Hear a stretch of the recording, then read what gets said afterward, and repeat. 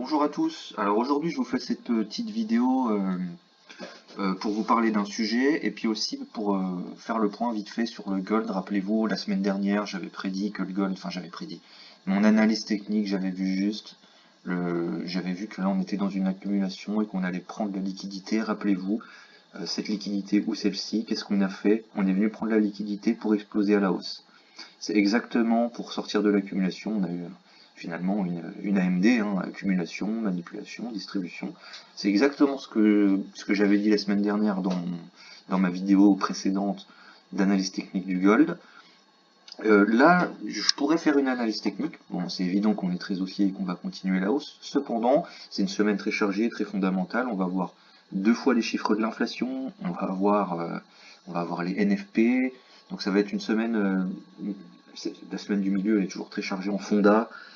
Donc du coup, l'analyse technique peut ne pas être respectée. Il peut se passer des choses au niveau macroéconomique, au niveau fondamental. Il peut se passer beaucoup de choses cette semaine.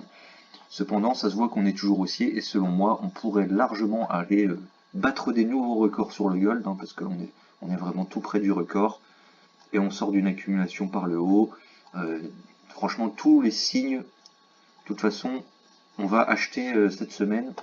Si on a des setups techniques qui se présentent, on achètera. Ça, c'était le point sur le gold. Maintenant, j'aimerais vous parler aussi de quelque chose. C'est du choix de votre stratégie. Parce qu'il y a quelque chose qui est, moi perso, j'ai vécu différentes étapes dans l'évolution de ma stratégie, et ça c'est très important. C'est qu'au tout début, voilà, quand tu commences le trading, tu fais des stratégies qui sont non backtestées. Tu ne backtestes pas, tu ne vas pas t'intéresser aux statistiques, aux probabilités stratégiques dans le trading, tu vas plutôt y aller en mode discrétionnaire. L'erreur, parce que ça c'est pour les gens qui sont très très professionnels et qui ont beaucoup d'expérience sur le marché. Et donc, jeune trader, tu y vas, tu as une stratégie, elle est non testée, elle est non backtestée, tu ne connais pas les stats, et tu vas te casser les dents, évidemment, comme 80% des jeunes traders. Ensuite, tu vas avoir une autre stratégie, mais avec un mauvais drawdown, par exemple. Tu vas tester une stratégie, tu vas prendre la première avec des moyennes mobiles, ou que sais-je, du RSI, des trucs très basiques, avec un mauvais win rate, avec un mauvais drawdown.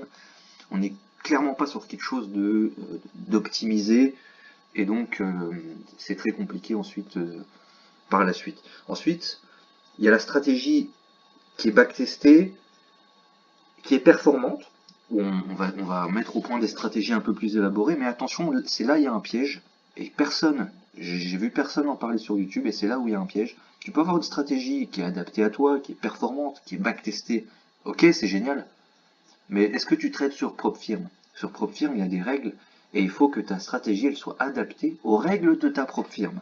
Je m'explique. Par exemple, sur TopStep, c'est une PropFirm future. Tu es limité en contrat.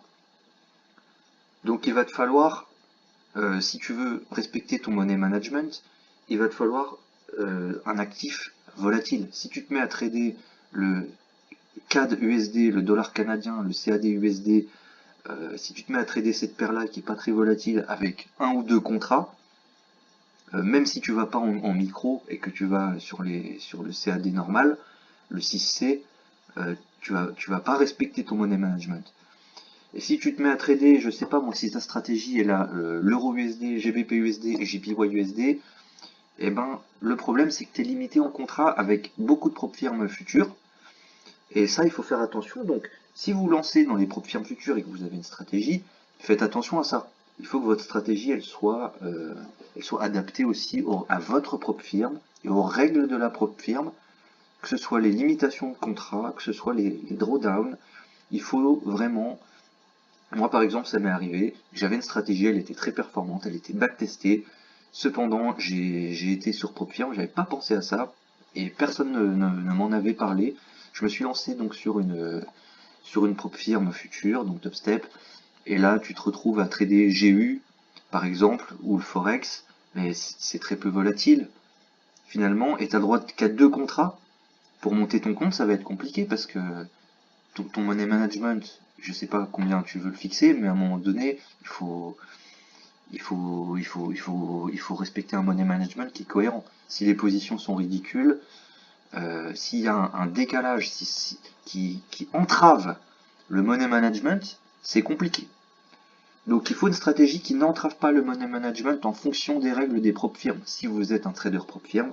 Et donc c'est pour ça que moi je me suis redirigé sur une stratégie sur le gold et sur l'euro USD, qui est le plus volatile du Forex. L'euro USD c'est le plus volatile du Forex, logiquement. Et le gold, donc j'ai dû refaire une stratégie tout aussi performante que la précédente, mais avec un actif qui est adapté finalement aux besoins actuels de propre firme, de règles et de tout ça.